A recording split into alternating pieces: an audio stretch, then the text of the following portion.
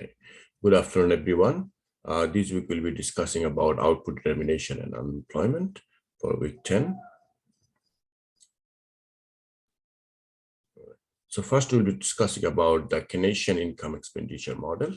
And this topic is very small topic, not that long today. And we'll be mainly discussing here about how can we actually derive some equations for different elements of the GDP that we'll be discussing today. And yeah, so as we know, the Keynesian income expenditure model, according to this model, we say that GDP is equal to aggregate expenditure, which is also known as the aggregate demand. So this is expressed as C plus I plus G plus X minus M. This is our main equation here. Okay, and we know these things that we have discussed these things in our earlier other lectures, which is C is equal to consumption, I is equal to investment, G is equal to government expenditure, X is export, and M is for import. Okay. And we'll actually show you here on these things. How did we actually derive this equation? We'll be discussing about the different equation of these elements. For example, here, Y is equal, let me make it a little bit bigger. Okay.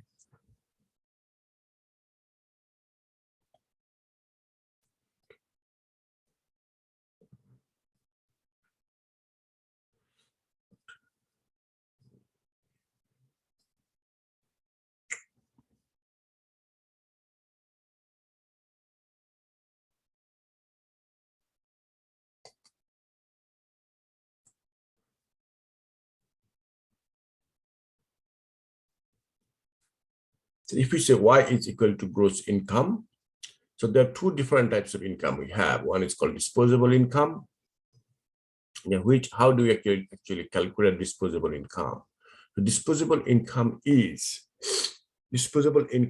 equal to income minus the tax. Let me actually take it this way.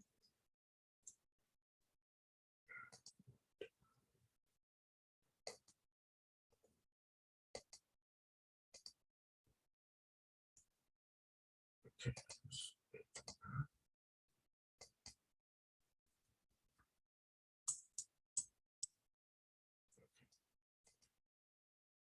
So disposable income will be equal to income minus the tax. So after paying your tax, whatever is left over, that's the money you can actually spend as the way you prefer. That is your disposable income. So this is tax is equal to tax plus this. How do we mean by these things? Now, I think I should actually show you these things in Microsoft Word file. Actually, how did I actually calculate these things?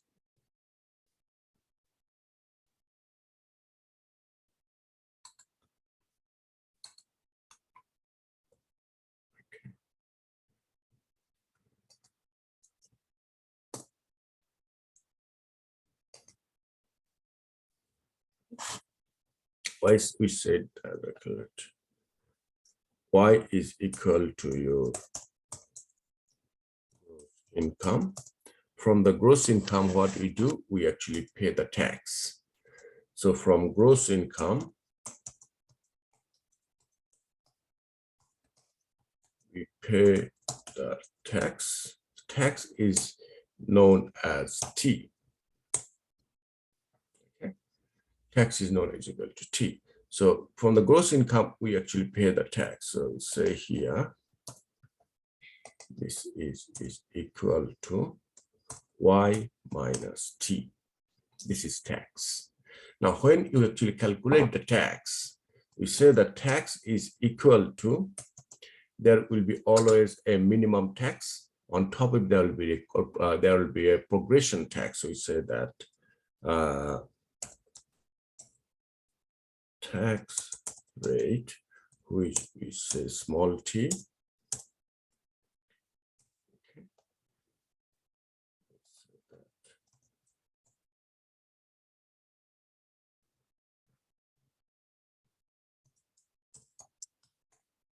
Tax amount plus tax rate would be multiplied by, it should say, income multiplied by, we put it this way,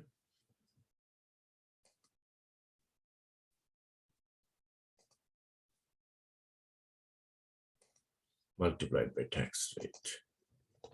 This is better, into tax rate.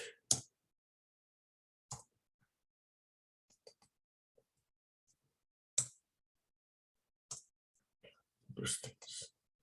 Now, what do we mean by this tax amount here? We should say here that minimum tax or gross tax, whatever you say. How did you get this minimum tax amount plus the income into tax rate? So to understand this part, I need to show you these things here. How do we calculate the tax? Let's say Australian tax rate or tax bracket, the tax rate. So you see here that 37 to 90,000 or 18,000 to 30,000, 37,000. On this tax, it's a 19 cent is your tax here. 19 cents for each $1 over $18,200. Okay. And so this one we are paying actually at 19% at this rate. So this 19% will be actually used here, tax rate. Okay. And that time minimum tax amount will be 0. But for the second row, if you say here, look at the second row, 3752 minimum tax. If your income is 37,000 to 90,000 bracket, it will be 3572 plus 32.5 cent. Okay, 32.5 cent for $1 over $37,000. So when you for $37,000, you will be paying 3,572 plus on top of it 32.5 cents. This is your tax rate multiplied by the over the $37,000. Okay, so we say here, let's say income is $40,000, so you'll be paying here 3,572 plus another, let's say 3,000 into 32.5. This is your tax rate. Okay, so now if we calculate our disposable income now, if we calculate our disposable income, so the disposable income will be equal to, or you can call this on the marginal tax rate, even you can call that marginal tax rate. Marginal tax rate, you can say that too.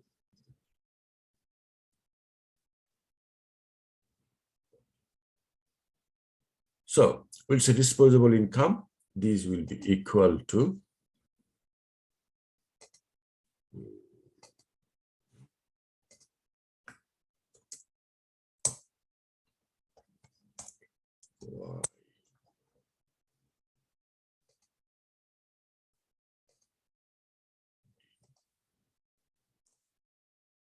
disposable income. So we put here D, which will be equal to your gross income, which is known as Y, minus your tax, T, okay, which is known as your T. So instead of writing T, we can say, actually, I'm actually writing this one, T, instead of writing T, I will say this, T plus your income, gross income, which I think I should give it, okay, gross income multiplied by a small t.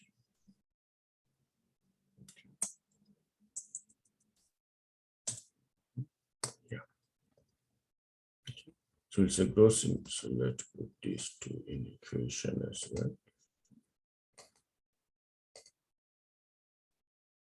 y minus t. So we'll say, I think we don't need to write down this one.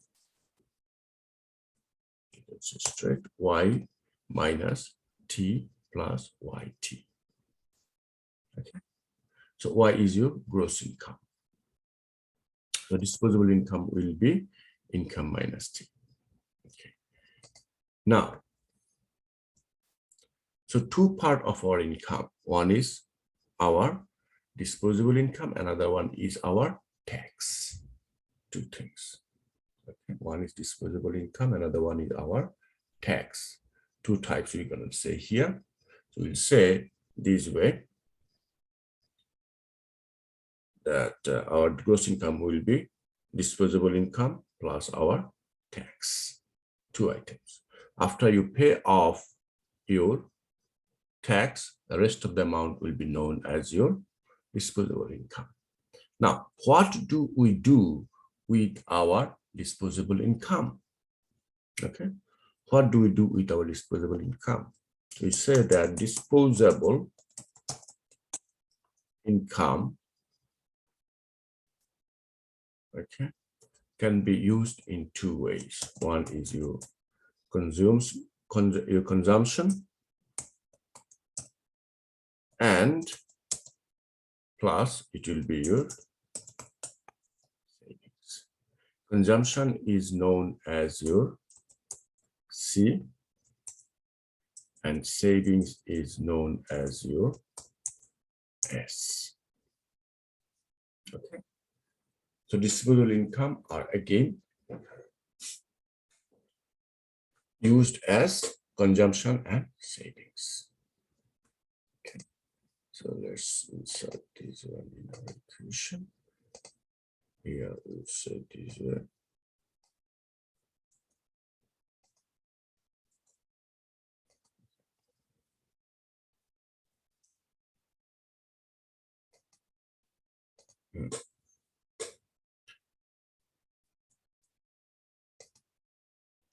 So disposable income will be utilized as consumption and savings.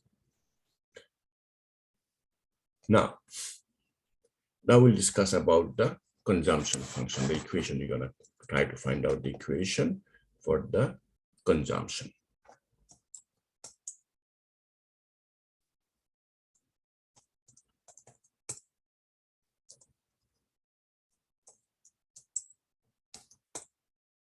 Consumption function, we call that.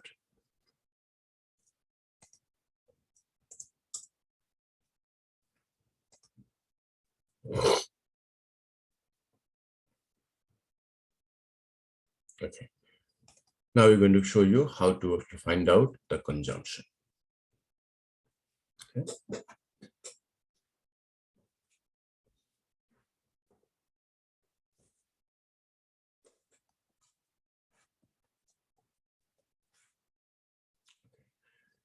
Now consumption again is classified as two ways. Okay. What are these two? So C is equal to, say, consumption function. C is equal to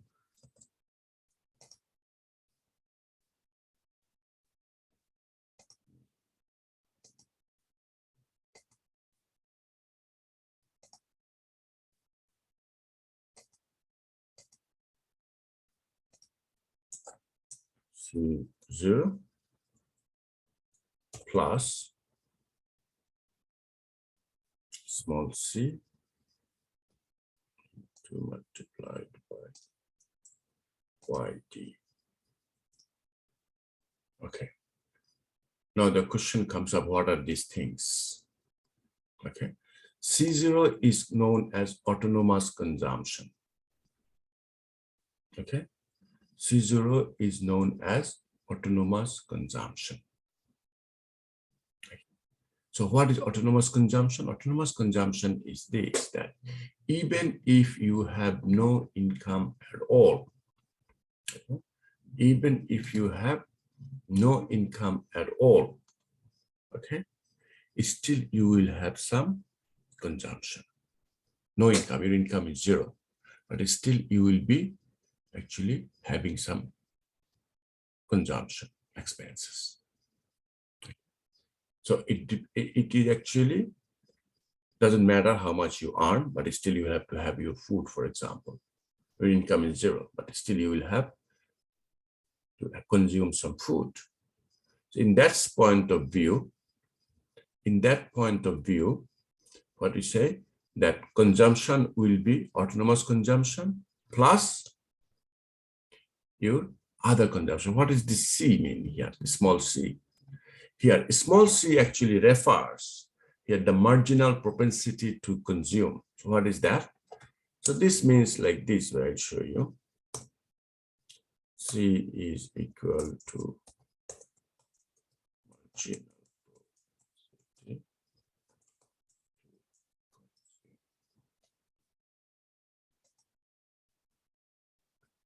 What does that marginal propensity to consume mean? So capital C is equal to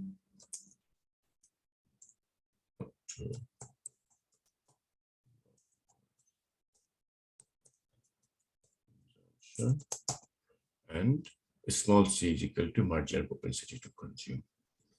So it means that what is your tendency to consume or spend, the rate of your expenditure, rate of your consumption.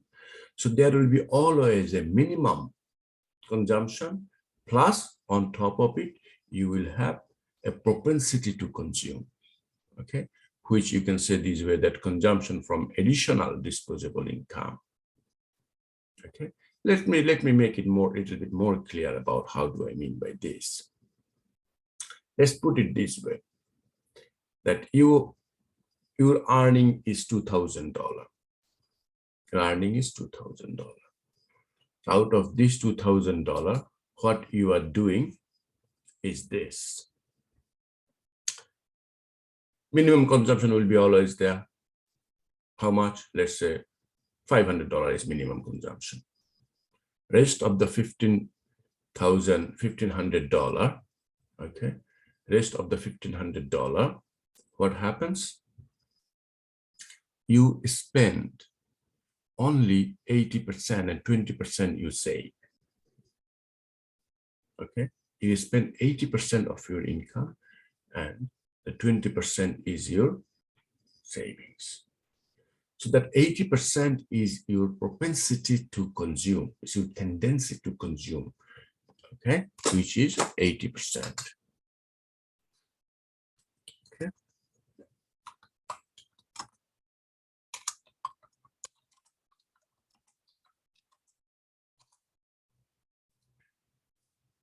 So that's what they mean here, the marginal propensity to consume. That what is your tendency of your consumption. There will be always a minimum consumption, which is, let's say, $500 is your minimum consumption you need, and the rest is your tendency. Okay. All right.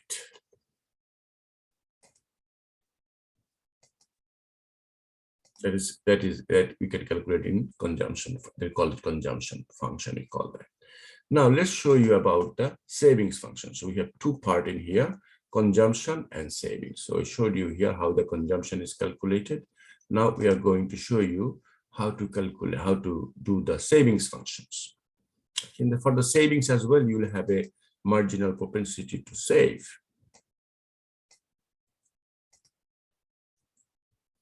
Here, say that savings function.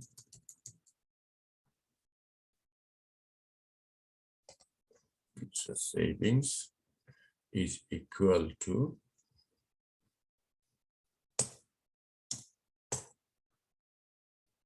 y d,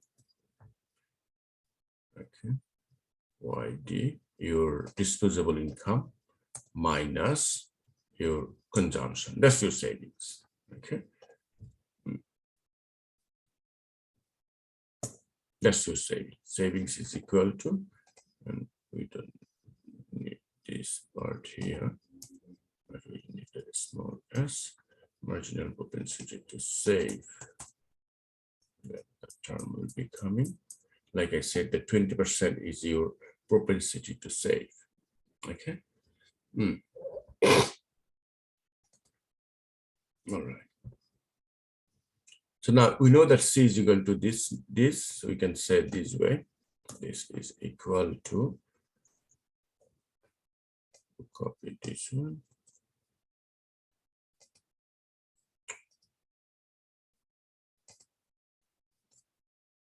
Why did C? We do not going to write C anymore. We're going to write down actually this.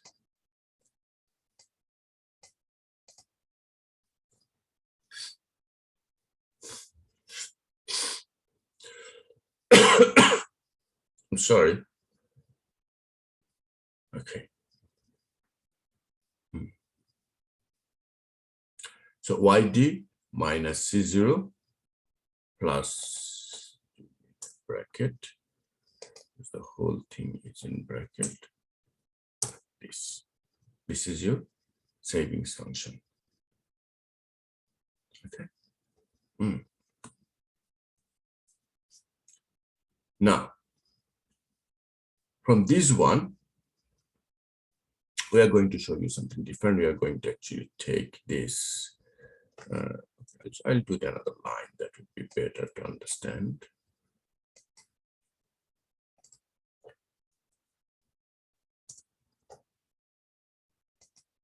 Okay.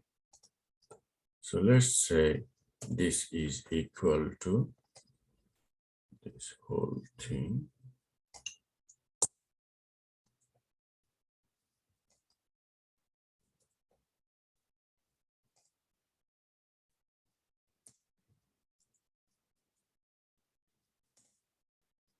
Minus this. Just take the bracket off.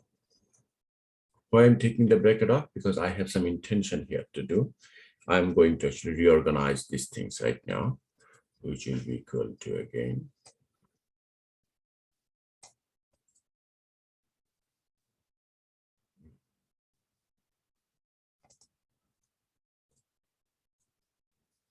I am going to bring this part in this side. Minus C0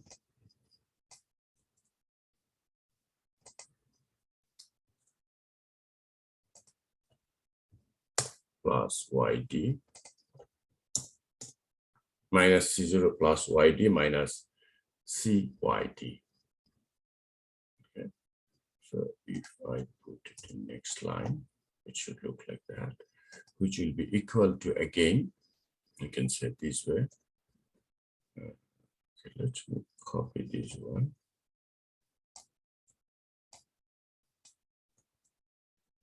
Minus C0. Okay. Here, if I say bracket 1, no, sorry, this one will be off. Bracket close. So it's okay. Yeah. Can I say that? Is this okay? Minus C0, if I take YD as common, 1 minus C. Is this okay with you guys?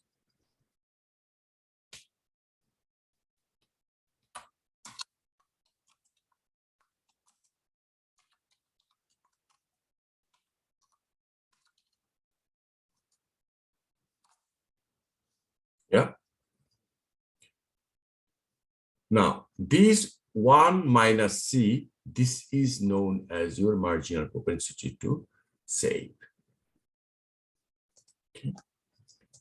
I would say here this way. 1 minus C. This is your marginal propensity to save. Okay. And according to the rules, we say that MPC, marginal propensity to consume. Let's see, marginal propensity to consume, or you can say here in this way. MPC.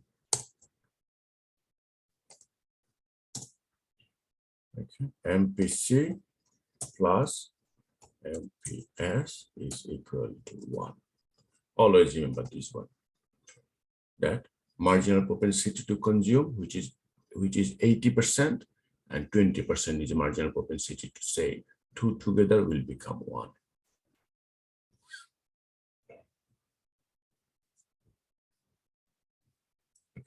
This is known as our savings function. Okay. And we also have some equations for these things. We also have some equations for these things, which I think I will show. We have these things in our slide actually.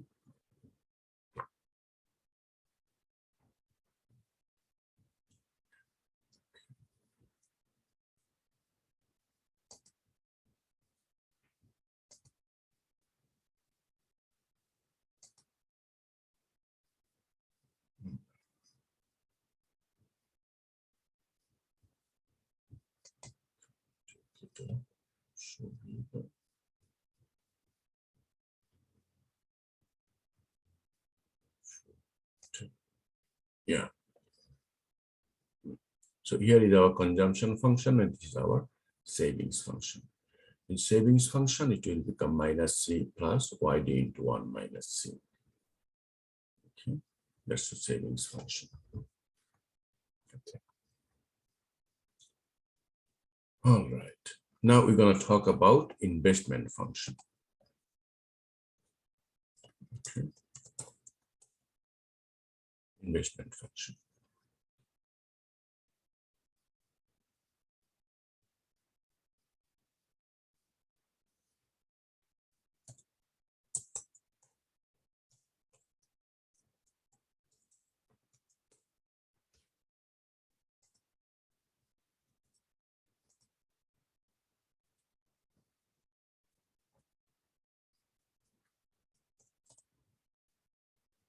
Investment function is like this way.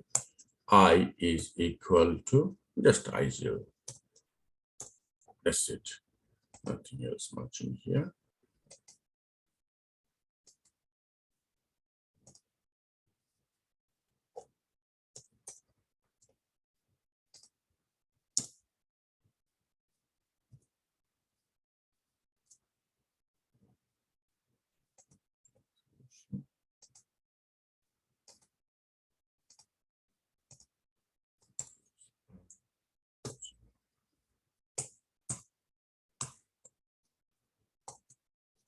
Okay. That's investment function. Okay. All right. So investment has actually nothing to do with the income. Okay, investment is actually decided by the private firms who will be deciding how much they are going to invest. It is like how much the money they are going to invest in purchasing physical equipment, how much they're going to invest in purchasing machineries, equipment, plant, properties. This is a private investment, we call that. And this is known as I. Okay. Right. And one important part in investment function is that it depends on the interest rate. Okay. Investment function, investment is actually dependent on interest rate. Okay. Now we'll be talking about government expenditure. Government expenditure is very straightforward. It's not the same as like this one. Nothing much complicated. Government expenditure function or equation, government expenditure function G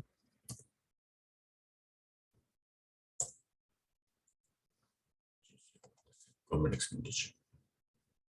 Same way, so we have C plus I plus G. Now X and M, right? We'll do that other two. Export function.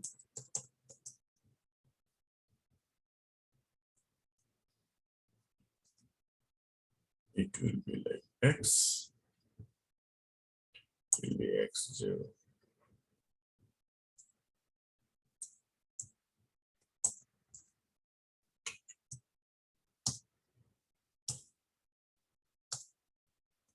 X0.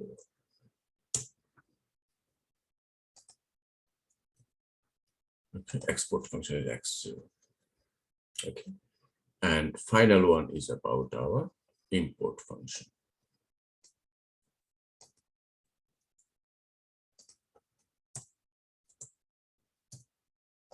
Input function will be same as export. M is equal to, it will become like this.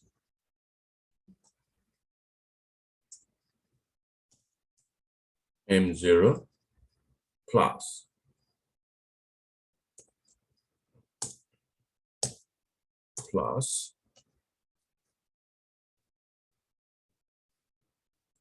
small m and y.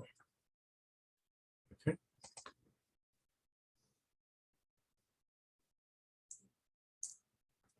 So import function will have autonomous import and the marginal propensity to import. Okay, two functions will be in here. Okay, so you can say here that what is M0 here?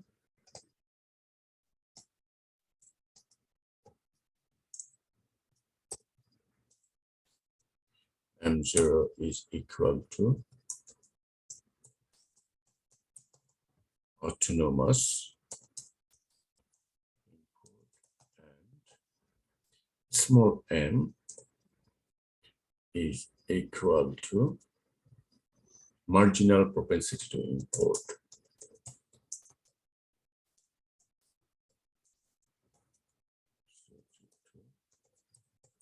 Some countries you will see the people of that country, they have tendency to use international goods. Okay, or you can say import. Some countries they do not want to use other product, they will try to use their own product. This is a tendency of that country, the propensity of that country. What is the propensity of that country to actually import? Okay, so M0 is your autonomous import, and yeah, small m marginal propensity to import. Okay. Yeah, so this is our 5 different types of functions. Now, using these functions, now we are going to see the 5 different functions.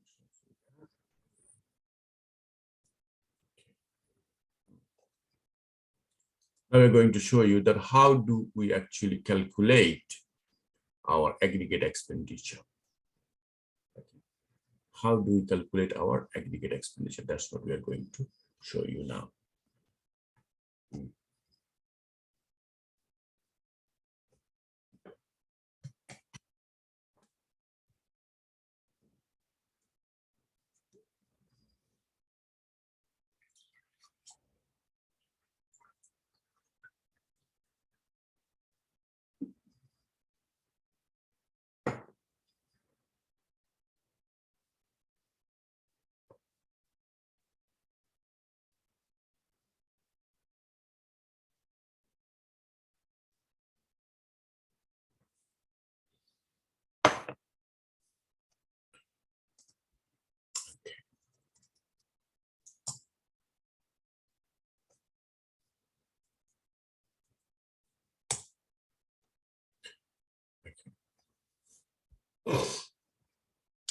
So we know that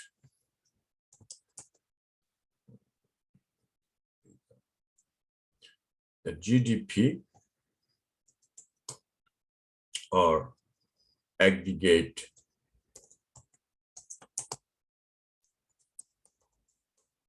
expenditure, you can say that AE, okay, is equal to C plus I plus G plus X, okay, minus M.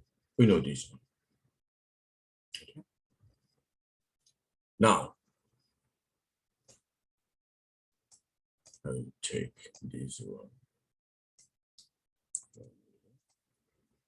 Yeah. What did we learn about C and M and these other forms? Okay, let me set up these things. So you say AE is equal to, take this off, C. What is C? We have already calculated C here. Conjunction function. Okay.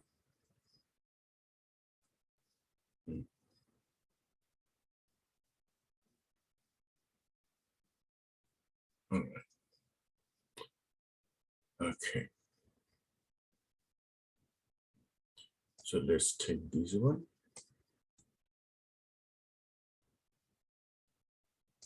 This is C. Okay.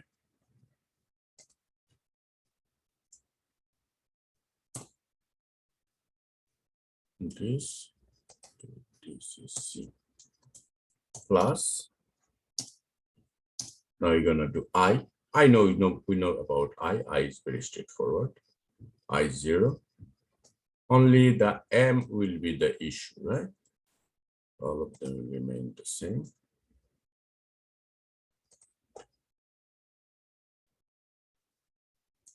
Plus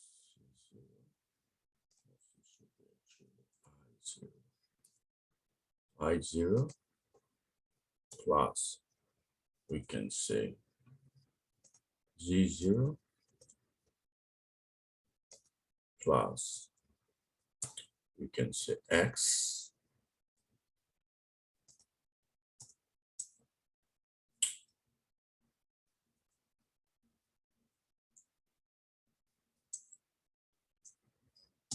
X0 minus M. Minus M is equal to what? M0 plus My, right? Yeah.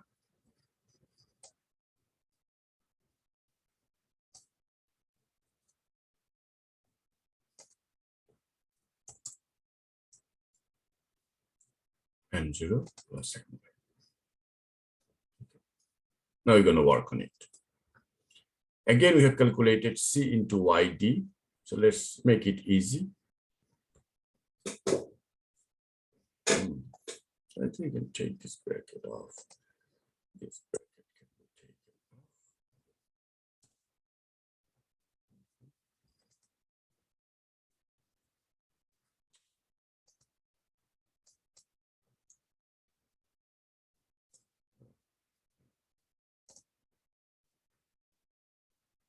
I think I'll do another line.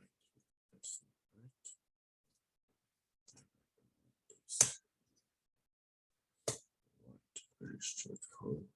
Yeah, attention.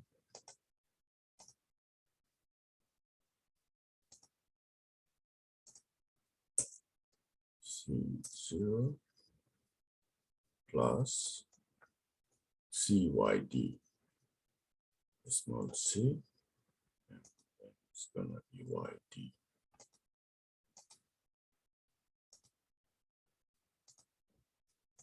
Y and here's D.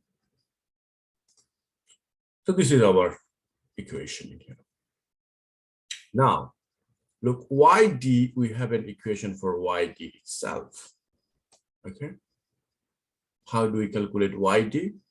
YD is calculated disposable income. What is disposable income? Your gross income minus, okay, your tax, right? That is our disposable income, YD. So let's write it down.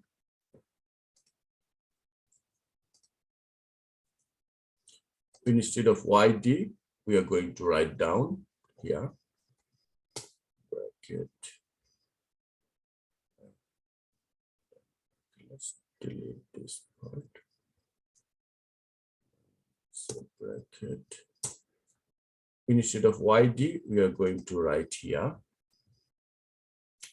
that Y minus capital T, okay, which you can say as total tax.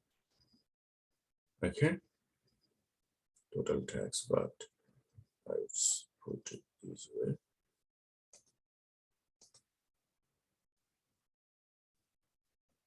We can say as T0. Okay. Also from here, another one is subtract by marginal tax, which is small t multiplied by y. Is this part clear to you all, guys? Yes. Thank you. So let's take these brackets off and make it easier, better.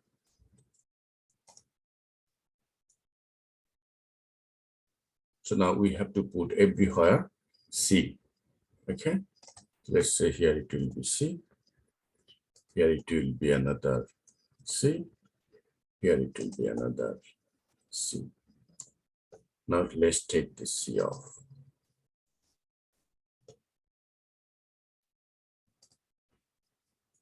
Done. Okay.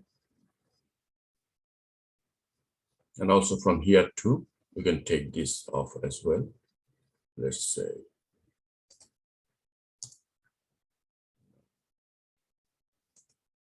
this bracket will be off. This bracket will be off. And here it will be not my plus anymore. It will become minus. We're taking just bracket off, that's all. Okay. Why I'm doing this? Because I have an intention to make like C0, C, I, G, X, M in one place, and rest of the things I will show you in another format, another way. That's what my intention is now. Okay. All right. So let's do it. I'll say C0 plus I0. Let me take this I0 from here to here. C plus I plus G plus X minus N.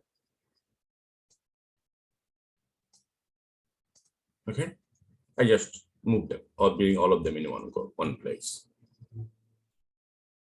Okay.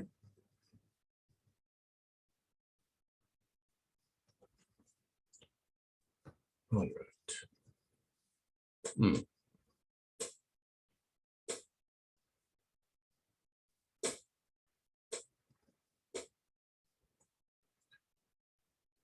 All right, and also I would like to take this one off.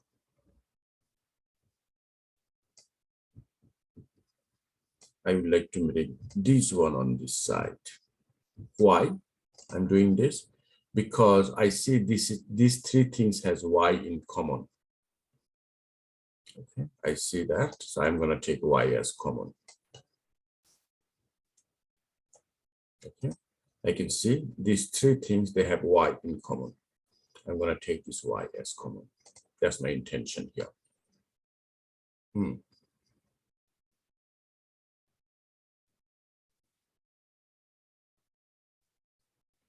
All right, so let's take this.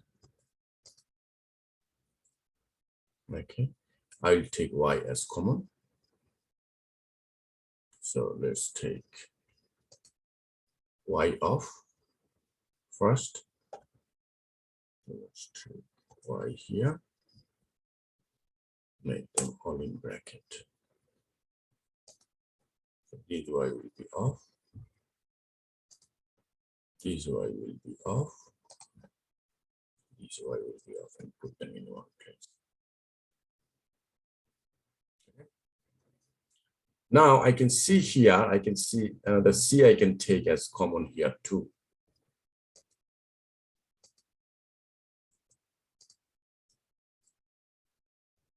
Okay. I don't need that bracket anymore. Use another bracket here.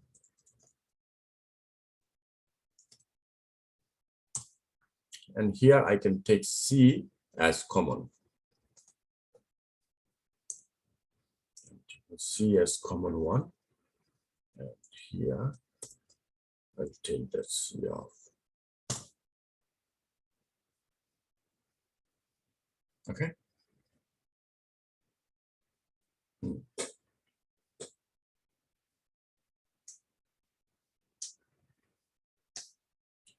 And you can see this. So this is my thing is done already. Now I'm going to say that this whole thing is equal to A0, aggregate income, minimum income of a country. I would like to say that. Okay, I would like to say that this whole thing is actually A0. Okay, so I will say this way.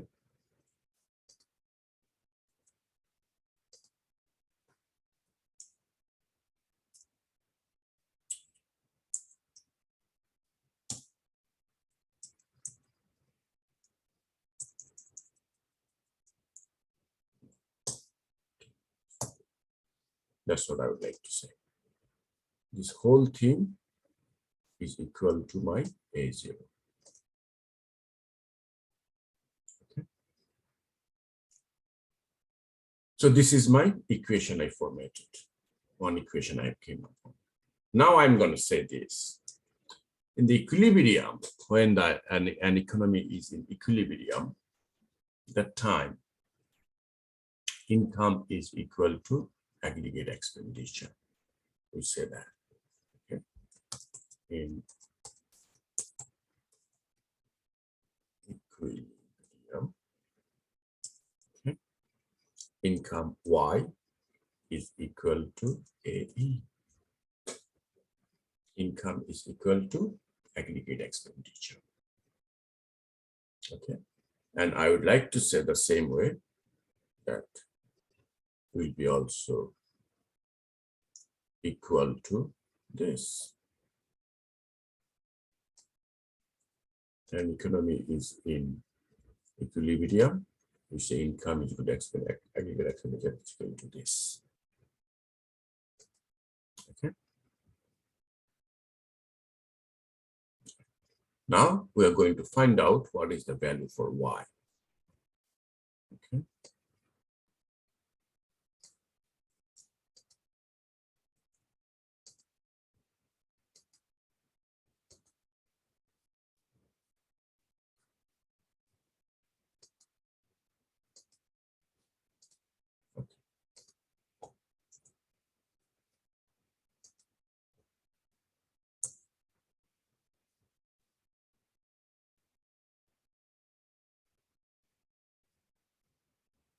Now, if I take this part off, it's just algebraic thing, nothing else. Okay. I want to bring these Y things in one side and A in another side. What is the value for A0? I'm going to do that now. Let's say here, solve for Y.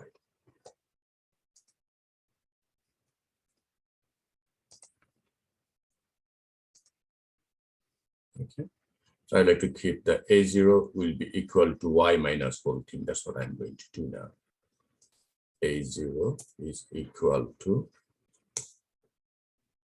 Y minus this. Oh, no, give me a second. Copy. Then I'm going to do that. I should show you the first line, otherwise it will be confusing for some of you. It will be equal to Y minus this. And distance is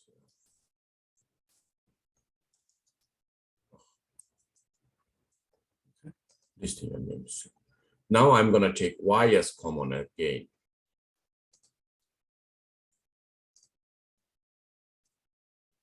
If I take Y as common, Okay. I can say this way.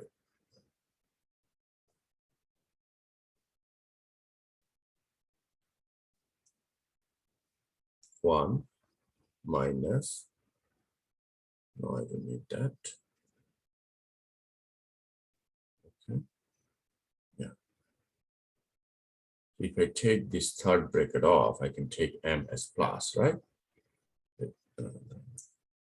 If I take this bracket off, and I can make these as plus.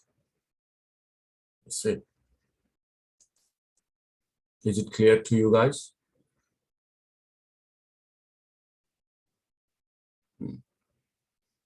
And I will say this way, that y is equal to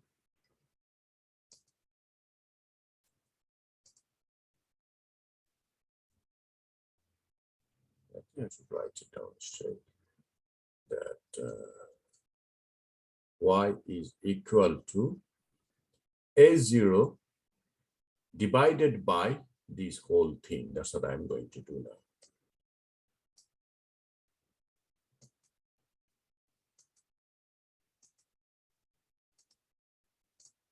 A0 divided by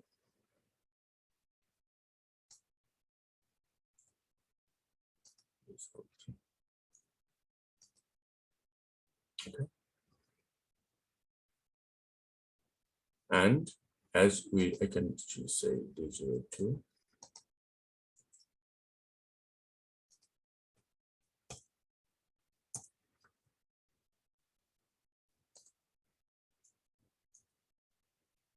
A0 equals. Now we know that A0 is equal to, again, we know it here, that A0 is equal to this part.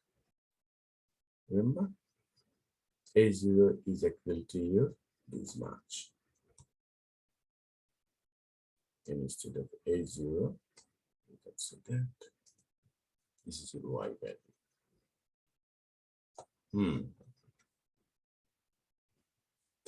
It means that your real GDP is equal to your autonomous consumption plus autonomous investment plus autonomous government expenditure plus autonomous export minus autonomous import minus your C. You see that small c and t? So this small c means your marginal propensity to consume multiplied by your minimum tax, whole divided by 1 minus consumption into 1 minus t. Here is 1 minus t is actually, again, let's say tax rate is 30% tax you pay in a country. It will be 1 minus t, 70% rest of the tax, which is your disposable income. Actually, I should not say disposable income because it's not multiplied by income plus your import. Okay. So that's the way we actually calculate our real GDP. Okay. Now let's go back to our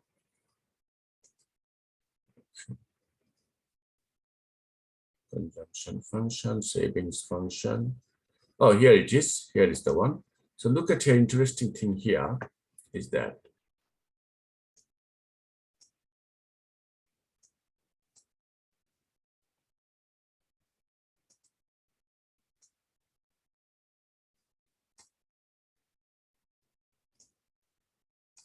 look, C0 started from here. See that? You can say C0 is in here. This much is your consumption, autonomous consumption. Let me annotate this thing so that you guys can understand that.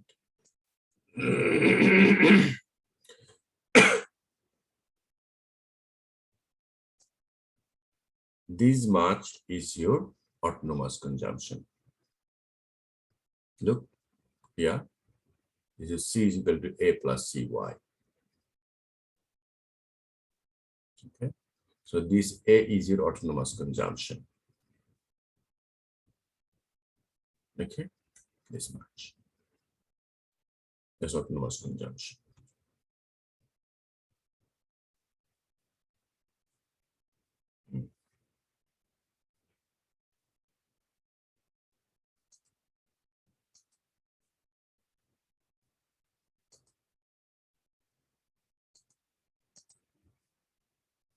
And here when do the savings function. So this is your autonomous consumption C, A plus B, A equal to BY. So the autonomous consumption, this A, 0 to A, that's autonomous consumption. This will be always, if your income is 0 even, this much will be your expenditure. So your earnings will have to go this way. So slowly you start to earn. So your earnings will be slowly going up, autonomous consumption. It will remain the same, but the thing is, since your income is growing up, so this savings, which is opposite to savings they mean here, this savings will be squeezing slowly, or you can say you are under debt. It will be squeezing slowly at one stage where autonomous consumption will be equal to your income at this situation. When your income will be go more than autonomous consumption, you start to save. That's your savings function. That's what they're trying to say here. Okay, this savings, this is savings. Investment, government expenditure, these things, that's what I just showed you. And this is the thing they're trying to show you, that how much is the consumption of in a country, how much is the government expenditure in a country. Okay. So they show all sections of gross fixed capital formation, domestic final demand, changes in inventories, gross national. They show you here different part of your GDP of a country, component of GDP in the country. This is your household consumption, government expenditure, all sector final consumption. So different part of GDP is showing you here. All right, so here they're trying to show you that this much is your I, this much is your I plus, this much is your G, this is your G, this is your I, this is your X, and then the top is the pink line, that's your import functions in here, consumption. So this up to this red label is your consumption, and the rest of this much is your import. So you can see that consumption and import, these two have a slope, but I, G, and X, they do not have a slope. That's why in our here as well, you will see that when you calculate it here, look, I, G, and X, these three does not have any slope, they're straight. They have no problems at all. Okay, I, G, and X, they're fine. The problem is with the import function and the consumption function. Okay, so if you go in here, you see consumption and import, these two have slopes. Okay, first slope is the consumption, and this slope increases more with the addition of import. So this is the slope. If you say this one, this degree, how much slope is there? This is your C0, and this one will be your M0. I mean small m. Sorry, this is your C, and this is your marginal propensity to consume, MPC, and this is your small m.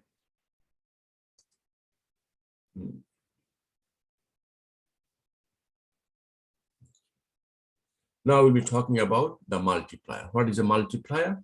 The multiplier is actually telling you the changes in equilibrium divided by changes in autonomous spending.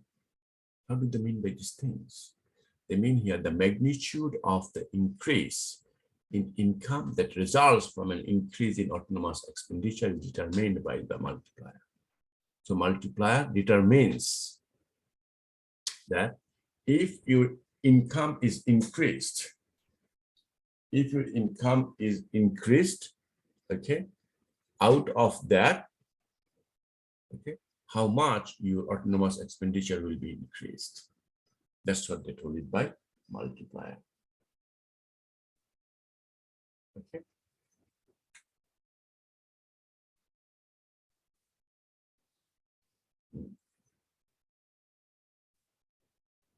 How do you calculate multiplier? Changes in equilibrium income, changes in income of the country divided by changes in autonomous spending. Okay, this is known as your multiplier. So multiplier tells you about that when your income increases, what percentage of your autonomous spending increases. That's what they mean here. Calculate using this multiply.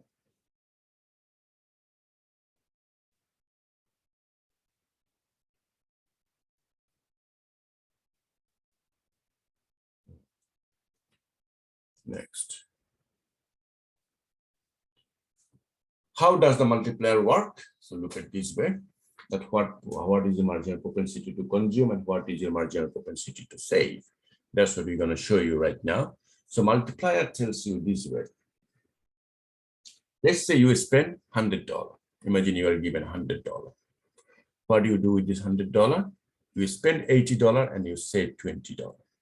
Okay, so 80% is your marginal propensity to consume and 20% is your marginal propensity to save. Your propensity to save 20% money you save normally. Okay, so now when your marginal propensity to save is 20%. Okay, so I mean here, you don't mean that personally you. I mean here it is actually the tendency of citizen of a country. That's how I mean. Okay. So let's say out of this $100, you are spending $80. This $80 and other $20 you are saving.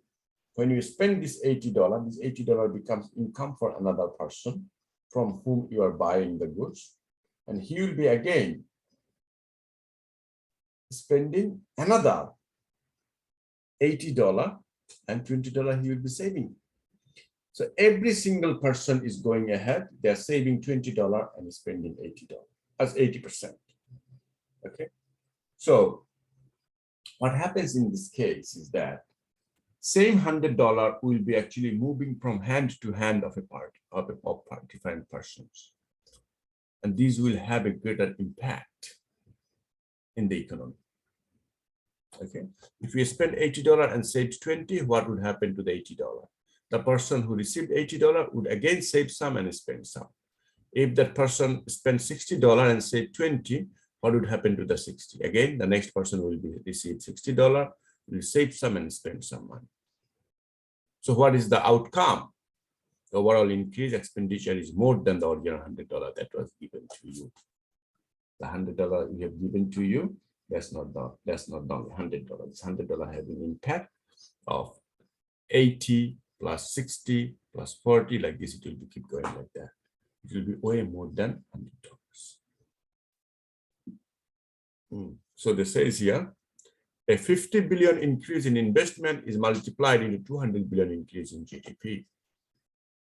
That's why government always ask for the business people, please invest within the economy. The more they invest, the more GDP goes up, GDP rises. Okay. All right. Here is a country that has no import. So if they have no export, that will be just only one consumption function will be always there. There is no import and no tax. The multiplier is 1 divided by 1 minus MPC.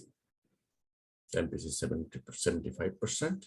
The MPC is 0.75. If the 75% is the propensity to consume, the multiplier will be 4. It means 4 times impact it will have. Okay. It means that if you give them $100, that country will have $400 of impact, 4 times. Okay.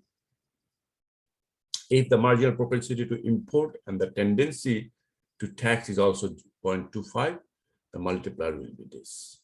So these are different formula they're using. All right.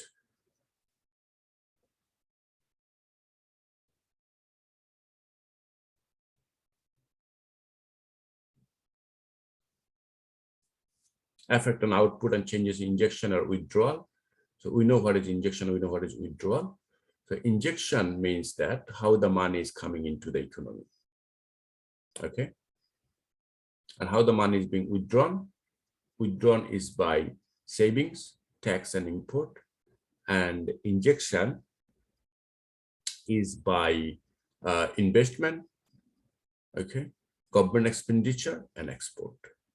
Three things. So if your injection is greater than withdrawal, okay, your injection is good, injection is more. The more money is injected into the economy than the withdrawal. That means GDP will be grow. Okay.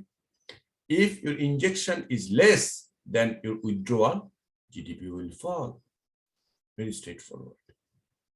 Okay.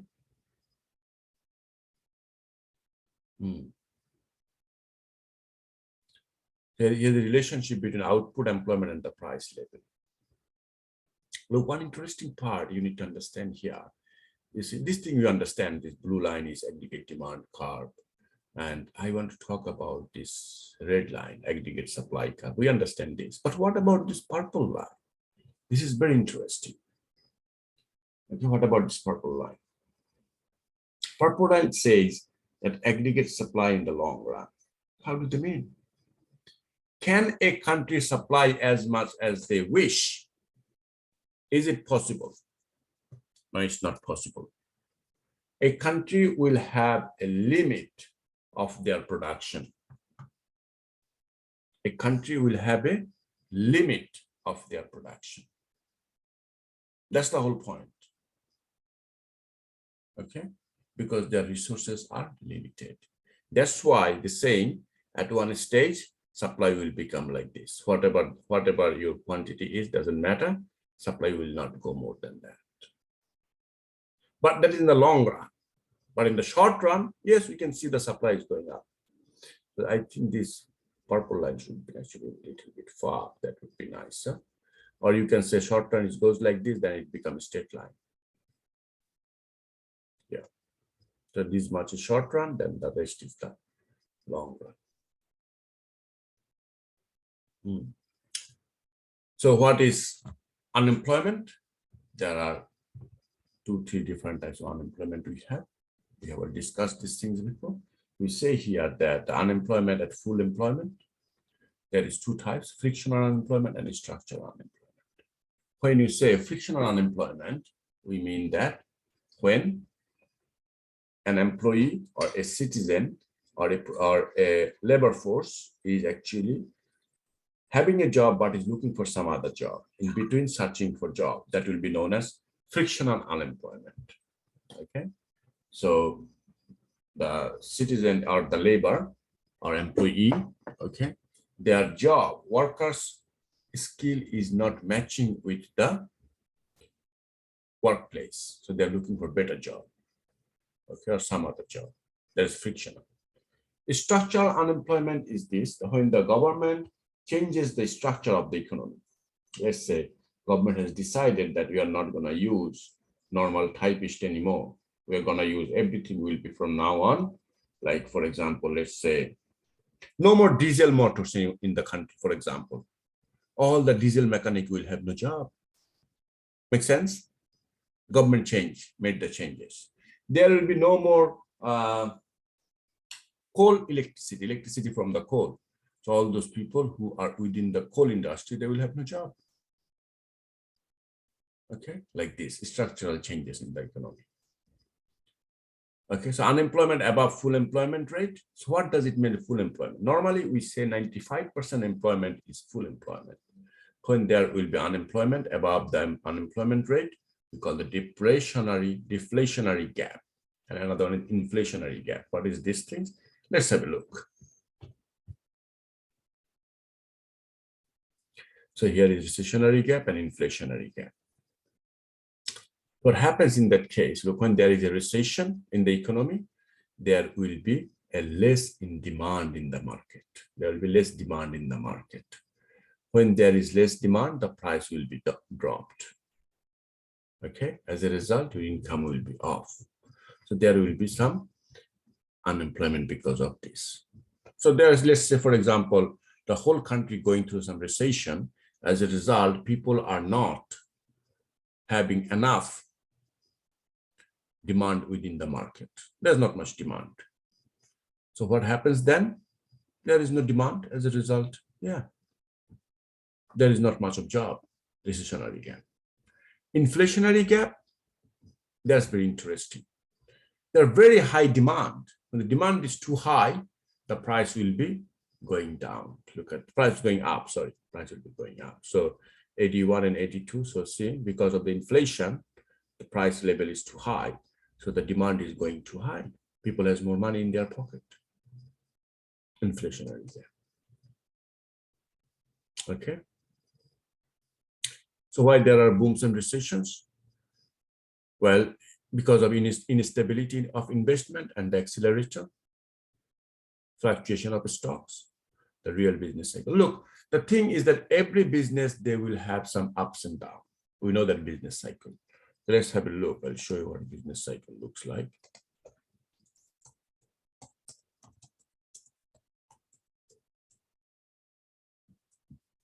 Business cycle diagram. This is business cycle. Okay. Business will always have their up and down. Okay. But you look, even they're up and down, they're not sticking in one place, they're going up. See, there is a slope, upward slope. Okay, look. Going up, business is going down. Again going up, again going down. This is normal. This is normal business cycle in any country. Okay, here is another one. Look, expansion, peak, recession. But look, even they're going down, look, it's going up actually. Okay, another way like this, it will go up like that. Okay, that's the real business cycle. Fluctuation in stock because of inventories. Again, this comes about the business cycle too. So booms and recessions are very normal in any business because it could happen because of season, because of time, because of many things that comes in there. Okay, in Australia as well, you will find summer is very busy with business, but winter is very quiet. Very normal. And some season they're doing good business, some season they're not doing very good business. So it's very normal thing. So for example, after Christmas, people don't have enough money after Christmas. Business will be down now. Simple. Christmas time, people had a lot of money, they spend a lot of money, but now they don't because the money is finished. Again, you have to wait for 3-4 months, people again will have money, they again go out for spending. Again, business will be up. So this is normal course of actions. All right. That's all in here for today.